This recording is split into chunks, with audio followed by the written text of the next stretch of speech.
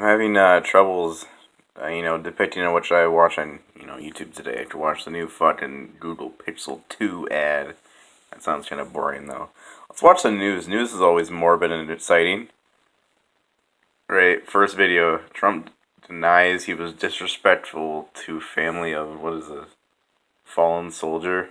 Okay, here we go. Oh, Scott Walker ad. Here we go. See what opportunities tomorrow. Yeah, fuck off. Oh, that didn't last long. President Trump today denying that he made insensitive remarks to the widow of a Wait.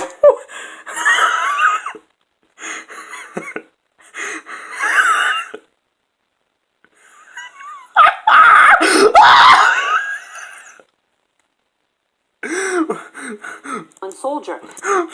But Mom, I told you I would be home early. It's only 12 o'clock at night. Okay. And claimed a congresswoman who made the accusation is lying about it. There's a little backstory. The controversy began Monday. Oh, that's unfortunate. Asked the president if he had contacted the families of Niger. Here we go. Congresswoman Frederick. But Mom!